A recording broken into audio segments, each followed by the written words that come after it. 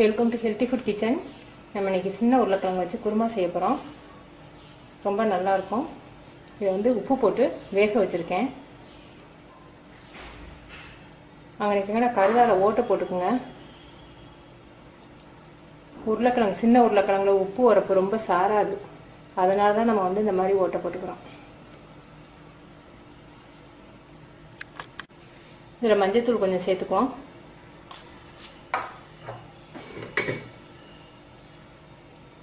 மிளகாத்தூள் கொஞ்சமாக சேர்த்து இதை பெசரி வச்சுக்குவோம்.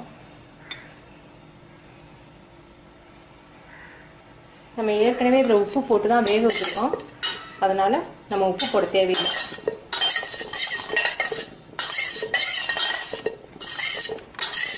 இப்போ அரைக்கிறதுக்கு வந்து ஒரு பெரிய வெங்காயம், ஒரு 7 பல் பூண்டு, இஞ்சி, 2 கிராம்பு, ஒரு ஏலக்காய், கொஞ்சம் பட்டை.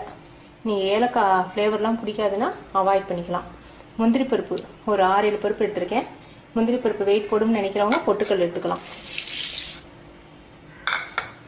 மிளகாத்தூள் 1 ஸ்பூன். இது வந்து கரம் மசால் பவுடர் ஒரு 2 சிட்டிகை அளவுக்கு எடுத்துக்கோங்க. மல்லி பவுடர் 1 ஸ்பூன். ஜீரகம் 1/2 ஸ்பூன். தாளிக்கிறதுக்கு சோம்பு, கருவேப்பிலை. தக்காளி பழத்தை வேக வச்சு அடித்து வச்சுருக்கேன். தக்காளி பியூரி ரெடிமேடாகவும் கிடைக்குது, நீங்கள் வேக வச்சு அடிச்சுக்கலாம். கஸ்தூரி மேட்டி கொஞ்சம், தயிர் 1 கப்பு, 2 ஸ்பூன் ஆயில் ஊற்றிருக்கேன். உருளைக்கிழங்கை ரோஸ்ட் பண்ணிக்குவோம்.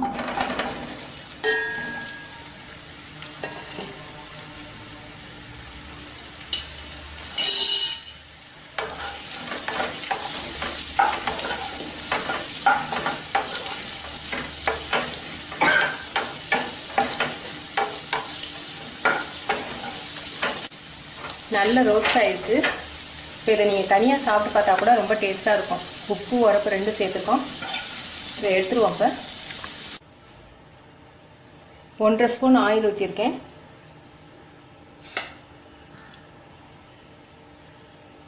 பட்டை, ஏலக்காய், கிராம்பு, பருப்பு,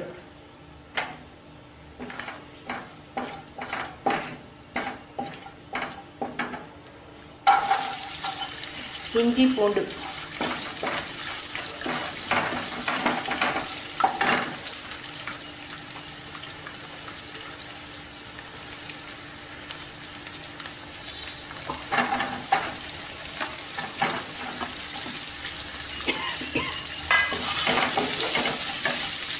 வெங்காயம் வந்து நல்ல ப்ரௌன் கலரில் வரணும், அப்போ தான் பச்சை வாடை போகும்.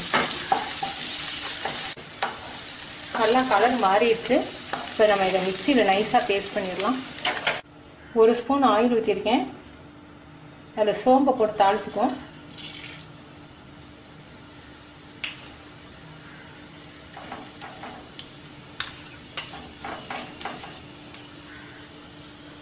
கருவேப்பிலை,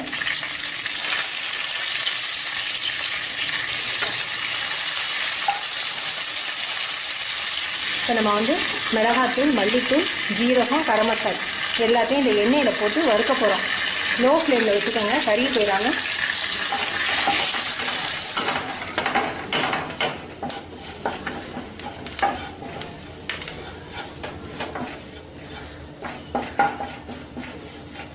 இப்போ டொமேட்டோ பியூரி ஊற்றிடுவோம்.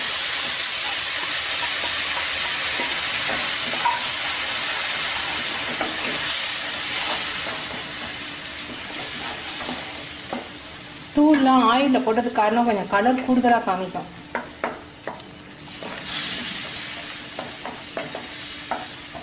லோ ஃப்ளேம்லேயே வச்சு கொஞ்சம் நேரம் வேக விடுவோம்.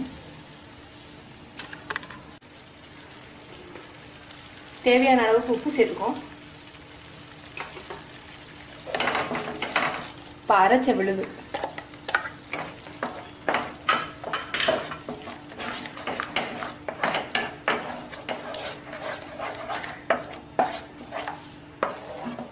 கொஞ்சம் 2 நிமிஷம் இது நல்லா வேகட்டும். தயிர் 2 ஸ்பூன் சேர்க்குறேன்.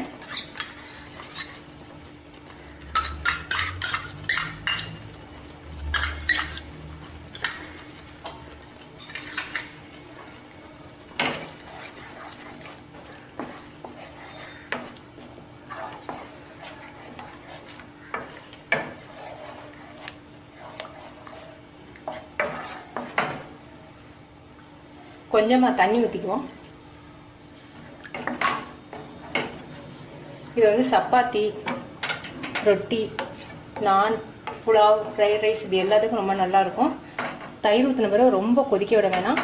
ஒரு 2 நிமிஷம் கொதித்த பிறகு நம்ம உருளைக்கிழங்கு போடலாம்.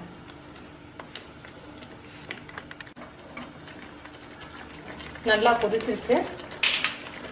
கஸ்தூரி மேத்தி வந்து வாசத்துக்காக